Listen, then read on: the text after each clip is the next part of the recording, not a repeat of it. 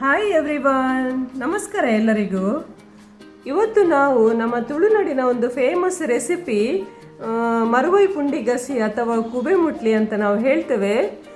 ಇದನ್ನು ನಾವು ಹೇಗೆ ಮಾಡೋದು ಅಂತೇಳಿ ನೋಡುವ. ಇದೊಂದು ಸಾಧಾರಣವಾಗಿ ಎಲ್ಲರ ಫೇವರಿಟ್ ಡಿಶ್ ಅಂತಲೇ ಹೇಳ್ಬೋದು. ಇದಕ್ಕೆ ನಾನು 1 kg ಮರುವೈ ಅಥವಾ ಸೀ ಶೆಲ್ಸ್ ತಗೊಂಡು ಬಂದಿದ್ದೇನೆ. ಇದನ್ನು ನಾವು ತಂದ ಮೇಲೆ 1-2 ಗಂಟೆ ನೀರಲ್ಲಿ ಹಾಕಿಟ್ರೆ ಒಳ್ಳೆಯದು. ಇದು ಸ್ವಲ್ಪ ಓಪನ್ ಆಗಿ ಅದರಲ್ಲಿದ್ದ ಮರಳನ್ನು ನೀರಿಗೆ ಬಿಡ್ತದೆ. ಅದರಿಂದ ಸ್ವಲ್ಪ ಹೊತ್ತು ಹಾಗೆಯೇ ನಾವು ನೀರಲ್ಲಿ ಹಾಕಿಡುವ, ಒಂದು ಪಾತ್ರೆಯಲ್ಲಿ ಹಾಕಿ ನೀರಲ್ಲಿ ಹಾಕಿಡುವ. ಇನ್ನೀಗ ಸ್ವಲ್ಪ ಹೊತ್ತು ನೀರಲ್ಲಿ ಇಟ್ಟ ಮೇಲೆ ಇದನ್ನು ನಾವು ತೊಳೆಯುವ. ಈ ಥರ ಚೆಂದ ಮಾಡಿ ತೊಳಿಬೇಕಾಗ್ತದೆ. ಇದರ ಮೇಲೆ ಕೂಡ ಕೆಲವೊಂದು ಸಲ ಪಾಮಜಿ ಎಲ್ಲ ಇರ್ತದೆ. ಈ ಥರ 2-3 ಸಲ ನಾವು ತೊಳೆದು ಆಮೇಲೆ ಬೇರೆ ಪಾತ್ರೆಗೆ ಟ್ರಾನ್ಸ್ಫರ್ ಮಾಡುವ. ಆವಾಗ ಅದರಲ್ಲಿರುವ ಮರಳು ಅಡಿಯಲ್ಲಿ ನಿಂತಿರ್ತದೆ. ಇನ್ನು ತೊಳೆದಾದ್ಮೇಲೆ ನಾವು ಇದನ್ನು ಬಾಯ್ಲ್ ಮಾಡಲಿಕ್ಕೆ ಇಡುವ. ಬಾಯ್ಲ್ ಮಾಡಲಿಕ್ಕೆ ಇದು ಮುಳುಗುವಷ್ಟು ನೀರು ಹಾಕಿದರೆ ಸಾಕು, ತುಂಬ ಜಾಸ್ತಿ ನೀರೆಂತ ಬೇಕಂತಿಲ್ಲ.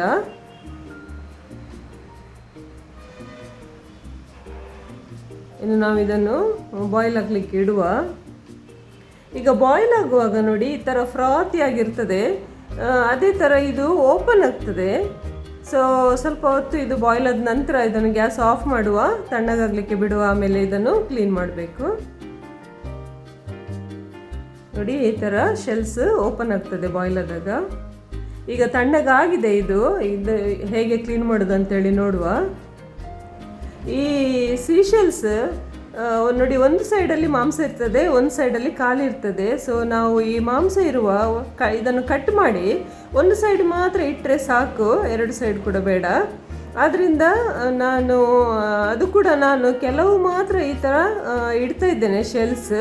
ಕೆಲವುದ್ರದ್ದು ಜಸ್ಟ್ ಮಾಂಸ ಮಾತ್ರ ತೆಗೆದು ಹಾಕ್ತಾ ಇದ್ದೇನೆ. ಸೊ ನಿಮಗೆ ಹೇಗೆ ಇಷ್ಟನೋ ನೀವು ಹಾಗೆ ಇಡ್ಬೋದು. ಏಕೆಂದರೆ ನಿಮಗೆ ಶೆಲ್ಸ್ ಹಾಕೋದು ಇಷ್ಟ ಅಂತೇಳಿದರೆ ನೀವು ಒಂದು ಸೈಡದ್ದು ಶೆಲ್ಸ್ ಎಲ್ಲದರದ್ದು ಇಡ್ಬೋದು. ಇಲ್ಲ ಅಂತೇಳಿದರೆ ಬರೀ ಮಾಂಸ ಮಾತ್ರ ತೆಗೆದು ಹಾಕ್ಬೋದು. ನಾನು ಸ್ವಲ್ಪ ಶೆಲ್ಸ್ ಹಾಗೆ ಸ್ವಲ್ಪ ಮಾಂಸ ಹೀಗೆ ತೆಗೆದು ಕ್ಲೀನ್ ಮಾಡಿದ್ದೇನೆ. ಜಸ್ಟ್ ಮಾಂಸ ಹಾಕಿದರೆ ಈ ಕರಿಯಲ್ಲಿ ನಮಗೆ ಅದು ಕಾಣೋದಿಲ್ಲ, ಸಣ್ಣದು ನೋಡಿ. ಅದರಿಂದ ಕೆಲವು ಶೆಲ್ಸ್ ಕೂಡ ಹಾಕ್ತಾ ಇದ್ದೇನೆ. ಸೊ ನಮ್ಮದು ಇದು ಕ್ಲೀನ್ ಮಾಡಿ ಆಯಿತು. ಇನ್ನು ಇದರದ್ದು ನೀರು ಬಿಸಾಡಬೇಡಿ, ಯಾಕೆಂದರೆ ಇದರದ್ದು ಟೇಸ್ಟ್ ಈ ನೀರಲ್ಲಿ ಇರ್ತದೆ. ಸೊ ಒಂದು ಪಾತ್ರೆಯಲ್ಲಿ ತೆಗೆದಿಡಿ. ಜಸ್ಟ್ ಅಡಿಯದ ನೀರಲ್ಲಿ ಸ್ವಲ್ಪ ಸ್ಯಾಂಡ್ ಥರ ಇರ್ತದೆ, ಅದು ಬಿಟ್ಟು ಉಳಿದದ ನೀರು ಒಂದು ಪಾತ್ರೆಯಲ್ಲಿ ಹಾಕಿಡಿ.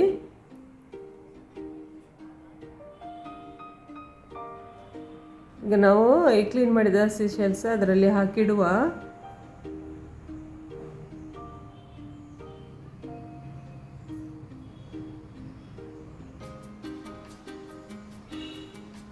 ನೆಕ್ಸ್ಟ್ ನಾವು ಇದಕ್ಕೆ ಅಕ್ಕಿ, ನಾನು ಮೀಡಿಯಮ್ ಕಪ್ಪಲ್ಲಿ 2 ಕಪ್ ಬಾಯ್ಲ್ಡ್ ರೈಸ್ ತಗೊಳ್ತಾ ಇದ್ದೀನಿ.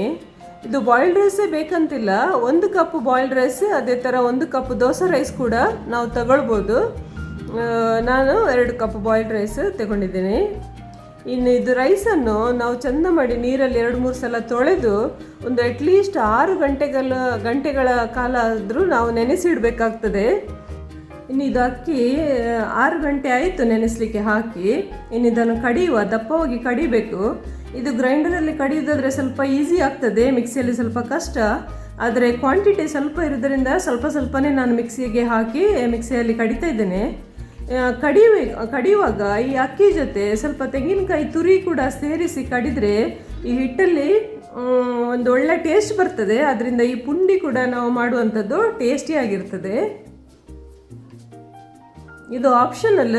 ಇನ್ನು ಇದು ತೆಂಗಿನಕಾಯಿ ತುರಿ ನಿಮಗೆ ಇಷ್ಟ ಇಲ್ಲ ಅಂತೇಳಿದರೆ ಸೇರಿಸಬೇಡಿ, ಬಟ್ ಸೇರಿಸಿದರೆ ಒಂದು ಒಳ್ಳೆ ಟೇಸ್ಟ್ ಬರ್ತದೆ ಅಂತೇಳಿ.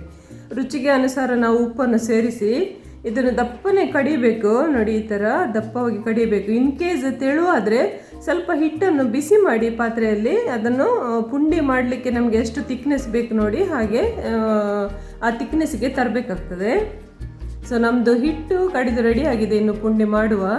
ಇನ್ನು ಪುಂಡಿ ಮಾಡುವಾಗ ಕೂಡ ನಾನು ದೊಡ್ಡದೇ ಪುಂಡಿ ಮಾಡಿಕೊಂಡು ಇಟ್ಟು ಅದನ್ನು ತಣ್ಣಗಾದ್ಮೇಲೆ ಕಟ್ ಮಾಡ್ತೀನಿ. ಇನ್ನು ಕೆಲವರು ಪುಂಡಿ ಮಾಡುವಾಗಲೇ ಸಣ್ಣದಾಗಿ ಮಾಡ್ತಾರೆ, ಹಾಗೆ ಕೂಡ ಮಾಡಿ ಇದನ್ನು ಬೇಯಿಸ್ಬೋದು. ನಿಮಗೆ ಹೇಗೋ ಇಷ್ಟನೋ ನೀವು ಹಾಗೆ ಮಾಡಿ. ನಾನು ಇದು ದೊಡ್ಡದನ್ನೇ ಮಾಡಿ ಬೇಯಿಸ್ತಾ ಇದ್ದೇನೆ. ಇದಕ್ಕೆ ಸಾಧಾರಣ 3/4 ಗಂಟೆ ಬೇಕು ಇನ್ನು ಬೇಯಲಿಕ್ಕೆ. ಸೊ ಇದು ಬೇಯಲಿಕ್ಕೆ ಬಿಡುವ. ಸೊ ಅಷ್ಟು ತನಕ ನಾವು ಇದರದ್ದು ಮಸಾಲ ರೆಡಿ ಮಾಡುವ. ನಾನು 5 ಉದ್ದ ಮೆಣಸು, ಕೆಂಪು ಮೆಣಸು ಉದ್ದ, 6 ಗಿಡ್ಡ ಮೆಣಸು ತಗೊಳ್ತಾ ಇದ್ದೀನಿ.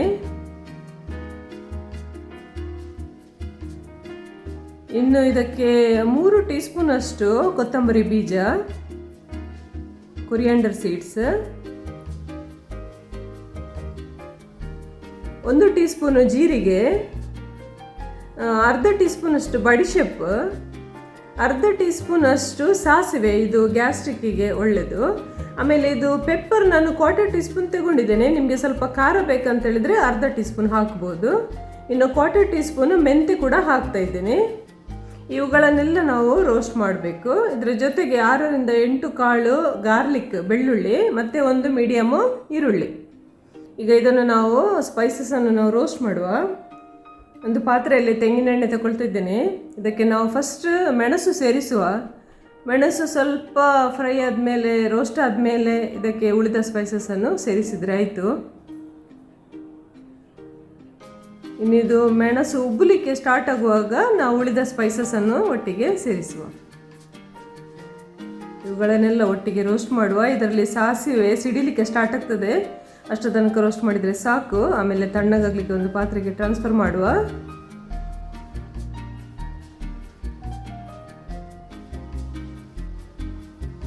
ಇನ್ನು ನಾವು ಕಟ್ ಮಾಡಿ ತಗೊಂಡ ಈರುಳ್ಳಿ ಹಾಗೂ ಬೆಳ್ಳುಳ್ಳಿಯನ್ನು ಕೂಡ ಇದರಲ್ಲಿ ಫ್ರೈ ಮಾಡುವ. ಇಲ್ಲಿ ನಮಗೆ ಈರುಳ್ಳಿ ತುಂಬ ಏನು ಕೆಂಪು ಕಲರ್ ಬರೋ ತನಕ ಫ್ರೈ ಮಾಡಲಿಕ್ಕಿಲ್ಲ, ಜಸ್ಟ್ ಟ್ರಾನ್ಸ್ಪರೆಂಟ್ ಆದರೆ ಸಾಕು, ಸ್ವಲ್ಪ ಕಲರ್ ಚೇಂಜ್ ಆದರೆ ಸಾಕು.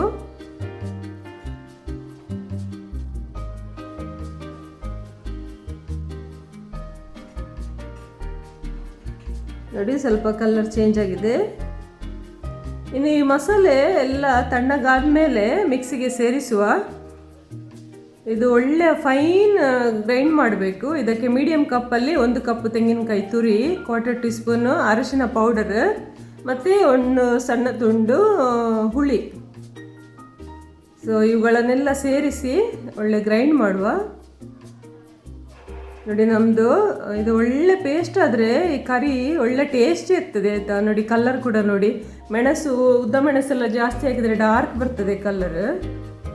ಸೊ ಅಷ್ಟು ತನಕ ನೋಡಿ, ನಮ್ಮದು ಪುಂಡಿ ಕೂಡ ಬೆಂದು ರೆಡಿಯಾಗಿದೆ. ಇನ್ನು ಗ್ಯಾಸ್ ಆಫ್ ಮಾಡಿ ಇದು ತಣ್ಣಗಾಗಲಿಕ್ಕೆ ಬಿಡುವ, ಯಾಕೆಂದರೆ ನನಗಿದು ಕಟ್ ಮಾಡಲಿಕ್ಕಿದೆ.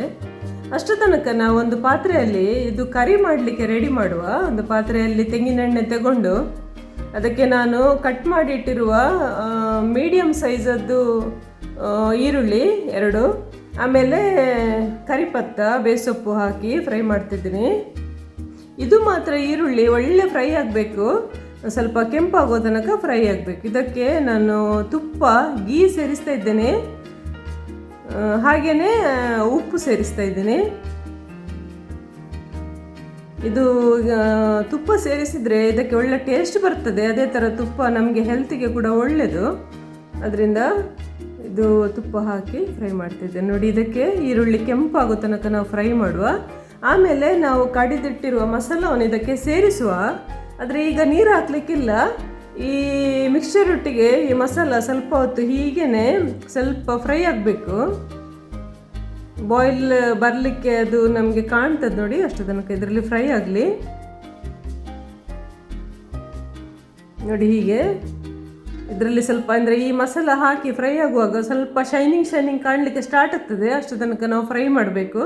ಆವಾಗ ಅದು ಹಸಿ ಸ್ಮೆಲ್ ಕೂಡ ಹೋಗ್ತದೆ ಅದರದ್ದು. ಆಮೇಲೆ ಕಡೆದ ಮಿಕ್ಸಿಗೆ ಸ್ವಲ್ಪ ನೀರು ಹಾಕಿ ಸ್ವಲ್ಪನೇ ನೀರು ಸೇರಿಸುವ ಫಸ್ಟಿಗೆ. ಇದು ಕನ್ಸಿಸ್ಟೆನ್ಸಿ ಇದರದ್ದು ಮಸಾಲದ್ದು ನಿಮಗೆ ಬೇಕಾದಾಗೆ ನೀವು ಅಡ್ಜಸ್ಟ್ ಮಾಡ್ಬೋದು. ಕೆಲವರಿಗೆ ತಿಕ್ ಮಸಾಲ ಇಷ್ಟ, ಅವರು ಆ ಥರನೇ ತಿಕ್ ಇಡ್ಬೋದು. ನಾವು ಮೀಡಿಯಮ್ ತಿಕ್ಕದ್ದು ಗ್ರೇವಿ ಮಾಡ್ತಾ ಇದ್ದೇನೆ, ಅದರಿಂದ ಹದದಲ್ಲಿ ನೀರು ಹಾಕ್ತಾ ಇದ್ದೇನೆ.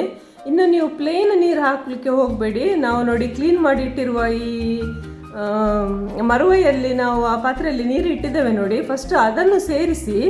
ಯಾಕೆಂದರೆ ಇದು ಕೊನೆಗೆ ಸೇರಿಸಿದರೆ ಮಸಾಲ ತುಂಬ ತೆಳು ಆಗ್ತದೆ. ಅದರಿಂದ ಮೊದಲು ಮಿಕ್ಸಿಗೆ ಅದು ನೀರು ಸೇರಿಸಿದ ಮೇಲೆ ಈ ಮರುವೆಯಲ್ಲಿ ತೆಗೆದಿಟ್ಟಿರುವ ಈ ನೀರನ್ನು, ಬಾಯ್ಲ್ ಮಾಡಿದ ನೀರನ್ನು ಸೇರಿಸಿ. ನೋಡಿ, ಪುಂಡಿ ನಾನು ತಣ್ಣಗಾದ್ಮೇಲೆ ಈ ಥರ ಕಟ್ ಮಾಡಿದ್ದೇನೆ. ಇದು ಬಾಯ್ಲ್ ಬಂದ ಮೇಲೆ ಇದಕ್ಕೆ ಸೇರಿಸ್ತಾ ಇದ್ದೇನೆ.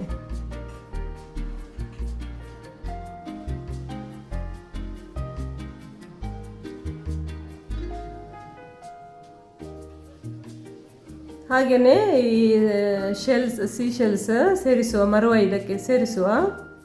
ಈಗ ಇದು ಎಲ್ಲ ಹಾಕಿ ಒಂದು ಒಳ್ಳೆ ಮಿಕ್ಸ್ ಮಾಡಿ ಒಳ್ಳೆ ಬಾಯ್ಲ್ ಬಂದ ಮೇಲೆ ನಮ್ಮದು ಇದು ಇವತ್ತಿನದ್ದು ಮರುವೈ ಪುಂಡಿ ರೆಡಿ ಆಯಿತು.